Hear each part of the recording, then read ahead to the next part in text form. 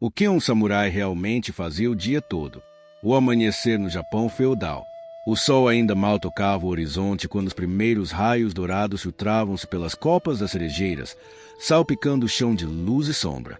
O som suave do vento sussurrava entre os bambuzais, e o aroma úmido da madeira e do solo despertava a alma como um antigo incenso cerimonial. Estamos em algum ponto da região de Kansai, Japão, século XVI, período Sengoku. Do alto de uma colina envolta em névoa, avista-se a silhueta serena de um shiro, um castelo feudal de madeira e pedra. Ao redor, pequenas vilas ainda adormecidas se estendem como raízes de um corpo maior. Dentro dos portões, o pátio do dojo já está sendo varrido. Um samurai, envolto em seu gi de treino, realiza movimentos lentos e precisos de Kenjutsu, a arte da espada. Seus pés descalços tocam suavemente o tatame enquanto a katana desenha arcos invisíveis no ar da manhã. Ele está só, mas não está em silêncio. O som de seu próprio foco, da respiração cadenciada e do leve cantar do aço são mais altos que 1000 palavras.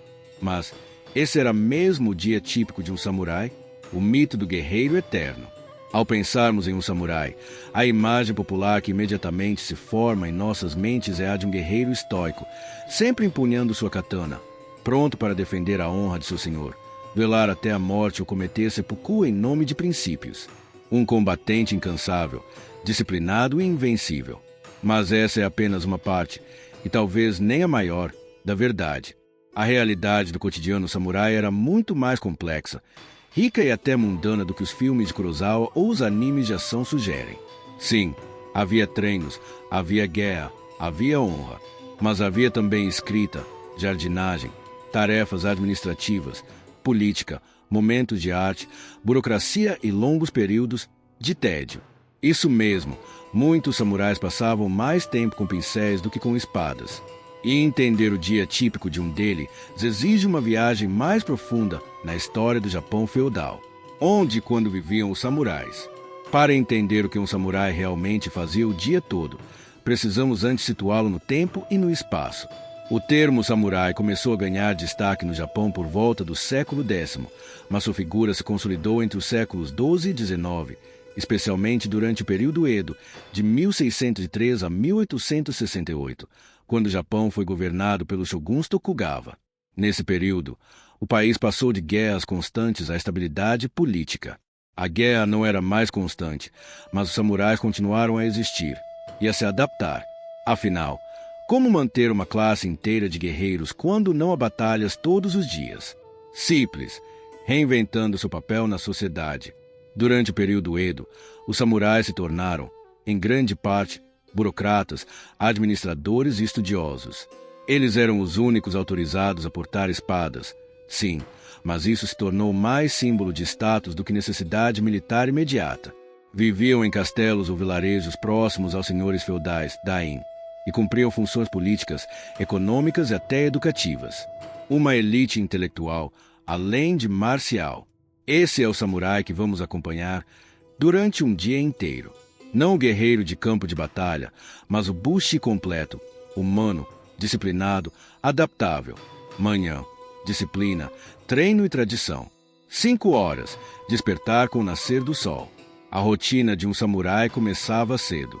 Acordar antes do amanhecer não era apenas um hábito, era uma disciplina espiritual. O dia começava com misogi, um ritual de purificação com água fria, muitas vezes realizado ao ar livre. O objetivo: preparar não só o corpo, mas também o espírito para um novo ciclo. Era um momento de silêncio, introspecção e conexão com os princípios do Bushido, o caminho do guerreiro. 6 horas, treinamento marcial. O treino físico vinha logo em seguida. Podia envolver o uso da katana, mas também incluía outras artes, arco e flecha, kaitsundê, lança, yari, equitação, luta corpo a corpo, jiu-jitsu. Sobretudo, controle da respiração e do foco. Mas não se tratava apenas de técnica. O treino matinal era também uma forma de lapidar o caráter. A espada, como diziam, cortava mais as próprias fraquezas do que os inimigos. 7h30, café da manhã e estudo. Após o banho e o treino, vinha a refeição: arroz, peixe grelhado, legumes em conserva, chá verde. Nada excessivo, mas cuidadosamente preparado. A alimentação refletia o espírito do samurai, simplicidade com intenção. Em seguida, muitos se dedicavam à leitura e à escrita. A educação era parte fundamental da formação samurai, principalmente nos períodos de paz. Estudavam história, estratégia militar, poesia chinesa, caligrafia, filosofia confucionista e budista. Muitos escreviam seus próprios haikais, diários e reflexões filosóficas. Tarde, administração, política e cultura. 9 horas, reuniões de deveres administrativos. Na era de paz do Japão feudal, especialmente durante o período Edo, a katana deu lugar aos pergaminhos e o campo de batalha virou o salão do castelo. Os samurais de média e alta patente, especialmente aqueles ligados diretamente a um daim, tinham funções administrativas, arrecadação de impostos, gestão de terras, solução de disputas legais entre camponeses e artesãos, além de fiscalização de rotas comerciais e segurança das vilas. Em certos casos, o samurai também atuava como juiz local, resolvendo conflitos entre famílias, mantendo a ordem social. Um trabalho de escuta, ponderação e aplicação da lei com base nos códigos morais civis vigentes. E tudo isso exigia mais que espada. Exigia leitura, escrita refinada, paciência e habilidades diplomáticas. 11 horas, diplomacia e etiqueta. Os samurais eram, acima de tudo, representantes da ordem e do prestígio de seus clãs. Por isso, seguiam um rígido código de comportamento, desde a postura ao sentar-se, sempre de joelhos, em seiza, até o modo de servir chá ou oferecer um presente, tudo era carregado de simbolismo. Se havia uma visita oficial ao castelo, o samurai deveria estar impecável.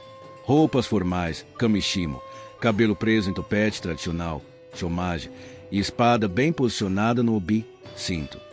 Uma reverência mal feita podia gerar desonra. Um tom de voz fora do esperado, uma humilhação pública. Honra era tudo, e ela se conquistava também na sutileza. 12 horas, almoço e contemplação. A refeição do meio-dia era simples, mas significativa. Em muitos casos, era tomada em silêncio, de forma ritualística, com colegas ou sozinho, em algum jardim interior ou varanda aberta com vista para o lago ou para a montanha. Era o momento ideal para refletir sobre os aprendizados do dia e alinhar o espírito com os preceitos do Bushido. Noite, espiritualidade, arte e silêncio. 14 horas, aulas e ensino. Samurais mais experientes muitas vezes assumiam o papel de mestres. Ensinar a nova geração era uma responsabilidade honrada. Podia ser na arte da espada, da caligrafia, da estratégia militar, da meditação ou dos códigos morais. Muitas famílias tinham seu próprio dojo onde o pai, ou avô, ensinava os filhos e aprendizes, que muitas vezes eram outros meninos samurais enviados para treinamento. O ensino era rigoroso, mas moldado com respeito. O erro não era punido com gritos, mas com olhares, repetições e silêncio. O samurai ensinava com o exemplo. 16 horas, caminhada, observação da natureza ou cerimônia do chá. Ao final da tarde, os samurais muitas vezes retiravam para jardins o retiro simples. Era um tempo de conexão espiritual com o mundo ao redor. A cerimônia do chá, Chanoyu, era um dos eventos mais refinados da cultura samurai e envolvia uma profunda filosofia zen. Tudo era feito com lentidão, respeito e foco, desde a posição das mãos ao servir o chá, até o tipo de tigela escolhido. Ali, numa simples troca de chá, escondia-se a essência da cultura japonesa, o efêmero, o silêncio, o vazio pleno. 18 horas, estudo pessoal e arte.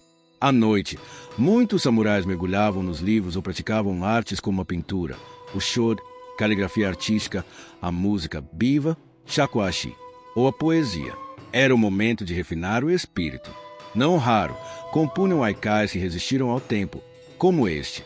Na ponta da espada, brilha a lua do outono. Silêncio no pátio. A beleza era uma arma invisível do samurai. 20 horas, reflexão e descanso. O dia terminava como começou, em silêncio. Muitos samurais faziam anotações em seus diários pessoais, onde registravam aprendizados, conflitos internos, observações da natureza ou trechos filosóficos que desejavam meditar. Alguns também recitavam sutras budistas, outros simplesmente contemplavam o jardim à luz da lanterna. Evidências da vida cotidiana. Muito do que sabemos sobre o cotidiano dos samurais vem de documentos históricos, registros administrativos dos dains, diários pessoais e achados arqueológicos. O Buki Shohato, um conjunto de leis promulgadas pelo shogunato Tokugawa, detalhava como os samurais deveriam se comportar. Proibição de ostentação, obrigação de estudo, respeito ao senhor feudal e dedicação ao autodesenvolvimento. Descobertas arqueológicas em vilas samurais como Kanazawa mostram estruturas de dojos anexos às residências, jardins internos com caminhos em utensílios de chá cuidadosamente enterrados, indicando o peso da estética e da meditação em sua vida. Estudos etnográficos, como os compilados por Stephen Turbu e Carl Friday, mostram que o samurai, longe de ser apenas um guerreiro, era uma figura civil-militar, híbrida, adaptável e profundamente moldada pela filosofia confucionista e pelo budismo zen. Reflexões sobre cultura, rituais e sobrevivência. A história do samurai é também uma lição sobre como uma classe pode se reinventar para sobreviver. Quando os tempos de guerra cessaram, os samurais não desapareceram, transformaram-se. Tornaram-se educadores, administradores, artistas, monges, políticos. Eram versáteis, eram observadores. Sobreviviam pela espada, mas também pelo espírito. A cultura samurai inspirou não só a ideia de honra e disciplina, mas também de sensibilidade. Seus jardins minimalistas influenciaram o design mundial. Sua poesia sintetizou emoções em 3 versos. Seus rituais ensinaram ao mundo que beleza e silêncio podem ser mais poderosos que palavras. Mesmo o ato do seppuku, mal compreendido no Ocidente, era, para eles, uma forma de declarar que viver com desonra era pior que morrer com dignidade. Uma ética radical, mas coerente dentro da cosmovisão samurai. A sobrevivência deles, num mundo em transformação, está diretamente ligada à capacidade de equilibrar 2 extremos, a lâmina e a flor, o aço e o bambu. O que os samurais ainda nos ensinam? O tempo passou. Os castelos de madeira foram consumidos pelas guerras, pelas chamas ou pelo tempo. As armaduras enferrujaram. As espadas foram seladas em museus ou repassadas como relíquias de família. O Japão moderno, pulsando entre neon e arranha-céus, parece estar a anos-luz da era dos samurais. Mas, será mesmo? A figura do samurai continua viva, não como guerreiro físico, mas como símbolo eterno. Um arquétipo, a disciplina do executivo japonês, o silêncio respeitoso dos monges zen, o minimalismo da arquitetura, a elegância contida da cerimônia do chá, todos carregam traços profundos do código que moldou aqueles homens por séculos. Mesmo sem espadas, os samurais continuam a lutar, hoje, contra a pressa, contra a perda de propósito, contra a desconexão do espírito. A katana é invisível do nosso tempo. Afinal, o que é ser um guerreiro no século XXI? Não se trata mais de duelar em campos de batalha, mas de manter a integridade quando ninguém está olhando. De fazer o que é certo, mesmo que não haja recompensa. De refinar a própria arte, mesmo que ela seja uma profissão comum, como cozinhar, escrever, liderar uma equipe ou ensinar. É nesse ponto que o espírito samurai nos atravessa.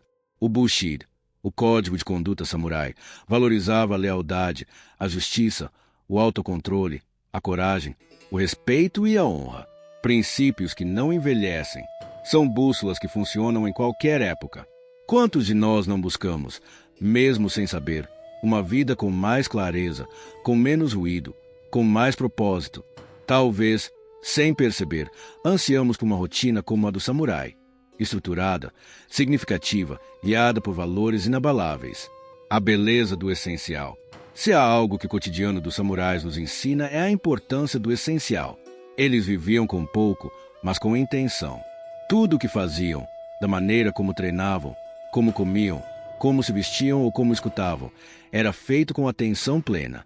Não desperdiçavam gestos, não acumulavam excesso, e buscavam a beleza não no grandioso, mas no detalhe sutil. Uma folha no lago, o som do bambu no vento, a vibração do silêncio. Hoje, num mundo acelerado, dominado por distrações e superficialidade, essa sabedoria brilha como uma tocha no escuro. Não eram perfeitos, eram humanos. É importante lembrar que os samurais, por mais lendários que pareçam, eram humanos, com falhas, medos, ambições e contradições. Muitos deles abusaram do poder, reprimiram o povo ou cometeram atos de brutalidade. O código de honra que tanto veneramos nem sempre foi seguido por todos. Havia hipocrisia, corrupção e desigualdade. Mas é justamente nesse conflito, entre ideal e realidade, que o fascínio pelos samurais se aprofunda. Eles não eram deuses. Eram homens tentando se elevar acima das suas imperfeições, buscando tornar a própria existência mais nobre. E é esse esforço que nos inspira até hoje. O legado além da guerra. A influência dos samurais vai muito além do campo militar. Eles foram responsáveis por moldar pilares culturais que sustentam o Japão até os dias de hoje. Na educação, ajudaram a estabelecer o respeito à disciplina, à leitura e ao mestre. Na arte, influenciaram estilos que vão da poesia à escultura. Na espiritualidade, foram pontes entre budismos o shintoísmo e o confucionismo. Na política, criaram estruturas administrativas que inspiraram o Estado moderno japonês. Eles foram, em essência, os engenheiros morais e espirituais de uma civilização. O samurai dentro de cada um. E se olharmos com atenção, talvez percebamos que há um pouco de samurai dentro de cada um de nós. Naquela pessoa que acorda cedo todos os dias para treinar, não para vencer os outros, mas para vencer a si mesma. Naquele jovem que escreve poemas em segredo, lutando para manter viva sua sensibilidade num mundo ruidoso. Naquela mulher que lidera com justiça, firmeza e respeito. Naquele pai que ensina valores aos filhos com paciência, sem gritos. Naquela pessoa que escolhe o silêncio como resposta a uma provocação. Todos esses são atos samurais. Não precisamos de uma katana. Precisamos de propósito. Precisamos da coragem de viver com profundidade num mundo que nos empurra para a superfície. Uma última imagem. Imagine, então, o samurai de pé, no fim de seu dia. Ele está em seu jardim, olhando o reflexo da lua sobre a água. Sua katana repousa ao lado, intocada. Seus olhos não expressam cansaço, mas serenidade. O dia foi cheio de tarefas, de aprendizados, de silêncio, de beleza, de desafio. Ele não matou ninguém hoje, mas venceu.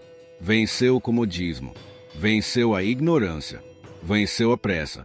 E amanhã, ao nascer do sol, começará tudo de novo, não por obrigação, mas porque assim se honra a própria existência.